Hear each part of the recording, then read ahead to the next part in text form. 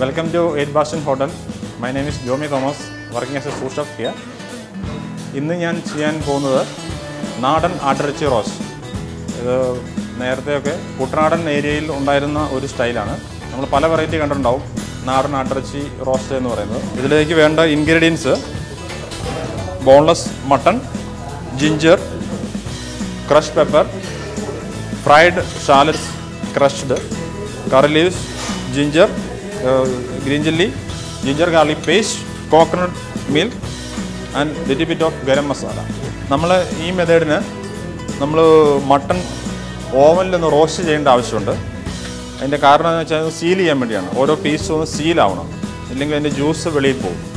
അപ്പോൾ അതിനുവേണ്ടി ഞാൻ മാരിനേറ്റ് ചെയ്യണം. ആദ്യമായിട്ട് മട്ടൺ ഒരു ബോളിലേക്ക് ഇടുന്നു. കുറച്ച് crush pepper, ginger garlic paste, പിന്നെ ഒരു 2-3 സ്ലൈസ് ഗ്രീൻ ചില്ലി ചതച്ചത്, കുറച്ച് കറി ലീവ്സ്, ഒരു 2-3 piece of ginger and garlic crushed. Paste അല്ല, പേസ്റ്റും വേണം, ക്രഷും വേണം. പിന്നെ ആവശ്യത്തിന് ഉപ്പ്, കോക്കനട്ട് ഓയിൽ. നമ്മളിത് മാരിനേറ്റ് ചെയ്യണം. ഇത് നമ്മൾ ഓവനിലേക്ക് ഇട്ടിട്ട് ഒന്ന് സീൽ ചെയ്തെടുക്കാൻ പോകണം. ഒരു 10 മിനിറ്റ്, ഒരു 180 ഡിഗ്രി സെൽഷ്യസിൽ ഒരു 10 മിനിറ്റ് ഒന്ന് ബേക്ക് ചെയ്യണം. ഗ്രില്ലർ എന്ന ഓപ്ഷനിലാണ് നമ്മൾ ഇടേണ്ടത്. ഇപ്പോൾ ഓവൻ വീട്ടിലില്ലാത്തതാണെങ്കിൽ ഇതേ സെയിം മെത്തേഡിൽ എടുത്തിട്ട് ഒരു ഉരുളി ചൂടാക്കി അതിൽ ഹൈ ഫയറിൽ സീൽ ചെയ്തെടുത്താലും മതിയാവും. നല്ലപോലെ ഇളക്കി സീൽ ചെയ്തെടുത്താൽ മതിയാവും. ഓവനിലാണ് കൺവീനിയൻറ്റ്. ഓവൻ ഇല്ലാത്തവർക്ക് അങ്ങനെ ചെയ്യാവുന്നതാണ്. ഇത് കോംബി ഓവനാണ്. നമ്മൾ ഗ്രില്ലർ എന്ന ഓപ്ഷനിലാണ് ഇത് ഇടുന്നത്.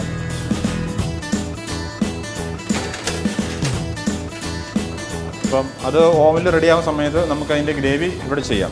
കോക്കനട്ട് ഓയിൽ ഉപയോഗിക്കുന്നു.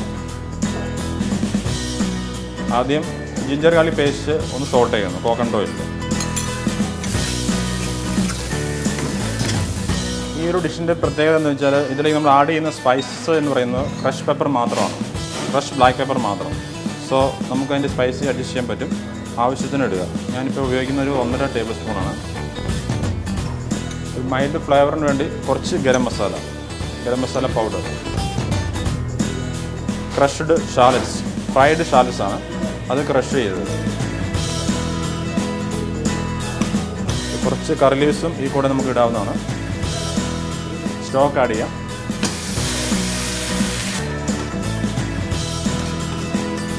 നമ്മുടെ ഗ്രേവി റെഡി ആയിട്ടുണ്ട്. മട്ടൺ ഏകദേശം ആയിട്ടുണ്ട്. നമുക്ക് ഗ്രേവിയിലേക്ക് ആഡ് ചെയ്യാം. നമ്മുടെ മട്ടൺ സീലായിട്ടുണ്ട്, ബ്രൗൺ കളറായി.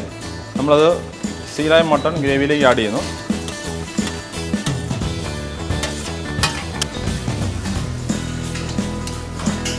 നമ്മളിതിന് ഒരു അരമണിക്കൂർ കവർ ചെയ്ത് കുക്ക് ചെയ്യാൻ പോകണം. ഇത് ബോൺലെസ് ആയതുകൊണ്ട് കുക്കറിൽ ചെയ്യേണ്ട ആവശ്യമില്ല, ഡയറക്റ്റ് ചെയ്യാവുന്നതാണ്. എപ്പോഴും ഡയറക്റ്റ് ചെയ്യുന്നതായിരിക്കും ടേസ്റ്റ് കൂടുതൽ. നമ്മുടെ മട്ടൺ റെഡി ആയിട്ടുണ്ട്. നമുക്ക് തുറക്കാം. സോ ബ്ലാക്കിഷ് ആണ് ഇതിൻ്റെ കളറ്. ആ കളർ വരുന്നത് എന്ന് വെച്ചാൽ ഫ്രൈഡ് ഓനിയനും ക്രഷ് പെപ്പറും ഇടുന്നതുകൊണ്ടാണ് ഈ ഒരു ബ്ലാക്കിഷ് കളർ വരുന്നത്. ഫിനിഷ് ചെയ്യാനായിട്ട് അധികമൊന്നുമില്ല.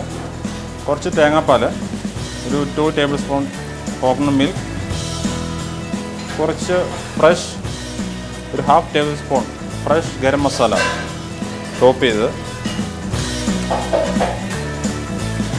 നമ്മുടെ നാടൻ ആട്ടിറച്ചി റോസ്റ്റ് റെഡിയായി കഴിഞ്ഞു. നമുക്കിത് പ്ലേറ്റിലേക്ക് മാറ്റാം.